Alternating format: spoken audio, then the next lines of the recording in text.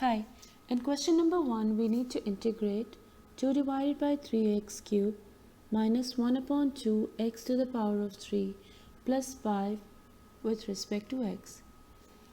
Before we start with integration, we need to understand what is meant by integration. So when we are given a function fx and we differentiate it with respect to x, we get the gradient function, which means given any coordinate, if I plug in that coordinate into the gradient function, I can obtain the gradient of the function at that particular point. Now, conversely, if I'm given the gradient function and from the gradient function I need to come to my original function, which was f of x, then I need to integrate the gradient function. So here we are doing the same. We are integrating to find the original function fx. Now, when we integrate, we need to add 1 to the power of x or the variable and divide by the new power. Alright, so let's begin. Our question is written here. Now, the first thing that we need to know is that whenever we have to integrate, our variables must not be in the denominator. So, first we will rewrite our question as 2 by 3 x cubed minus 1 by 2 x to the power of negative 3 plus 5 with respect to x. Okay, so now we'll move on with adding 1 to every power of x and then dividing by the new power of x. So, adding 1 to the power, we get x to the power of 4 and divide by the new power. Then minus half written as it is.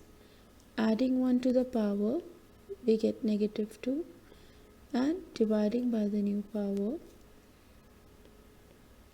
Adding 1 to the power and dividing by the new power and the constant of integration. So now let's simplify by multiplying. We can also cancel some common factors. 2 ones are 2 twos are. So here we have x to the power of 4 divided by 6, and in the second term we have negative 2 multiplied by negative half, which will give us positive 1/4 with x to the power of negative 2 plus 5x and plus the constant of integration. We can rewrite this as 1 upon 6 x to the power of 4 plus 1 upon 4 x squared. So when the negative x squared was moved to the denominator, it became positive x squared plus 5x plus c, and that's a final answer for this question. Moving on with question number 2, we have 3 to the power of x divided by 3 to the power of 4y is equal to 27 root 3. And the question says find y as a simplified function of x. Now let us observe the left side of our equation. So if we observe, we have the same base over a power. So our same base is 3 in the numerator and 3 in the denominator. And if we see here on the right hand side, we have the rule which explains when we have a to the power of m divided by a to the power of n, which means when bases are the same and they are divided, then the powers are subtracted. So we will follow the same.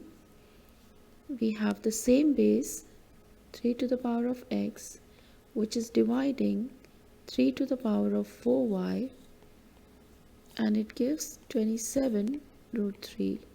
So we will subtract the powers 3 to the power of x minus 4y. On the right hand side, we should be able to observe that 27 is equal to 3 times 3 times 3.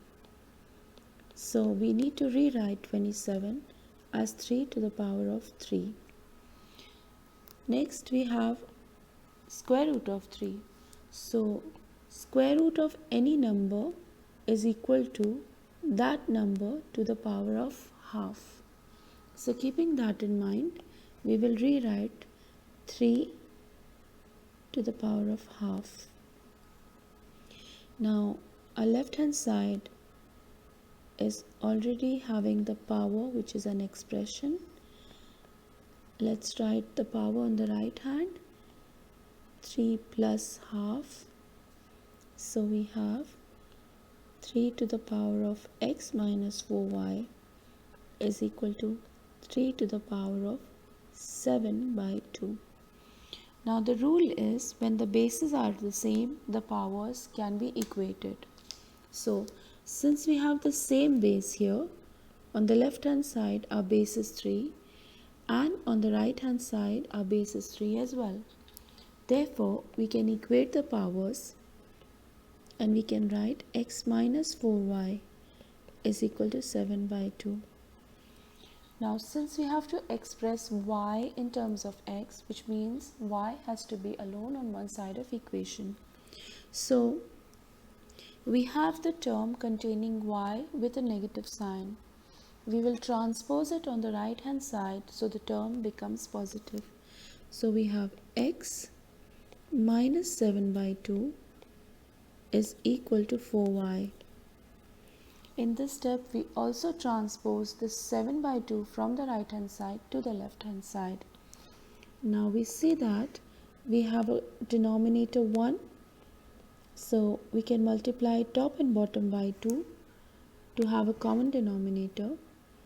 Now we have 2x minus 7 divided by 2 is equal to 4y. Now the last step, all we need to do is to move the 4 to the other side. Now 4 is multiplied on the right hand side, so when it goes to the left hand side it will divide, and hence we have 2x minus 7 divided by 2 times 4 is equal to y, and we can rewrite a final answer as y is equal to 2x minus 7 divided by 8. Now here we can see that we have written y in terms of x. Alright? Question number 3.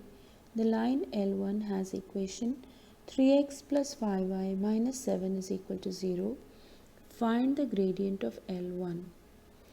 We already know if the equation of a line is given in the form of y is equal to mx plus c, then the coefficient of x, which is m, is the gradient of the line. We are now given 3x plus 5y minus 7 is equal to 0. We know that if we rewrite our equation in this form, then it will be very convenient for us to find its gradient. So we need to make y the subject of formula. We have 5y is equal to minus 3x plus 7.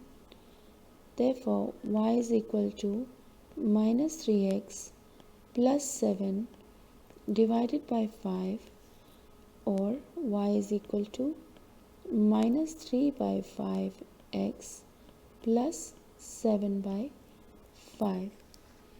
Now we know that the coefficient of x, which is negative 3 by 5, is the gradient of a line.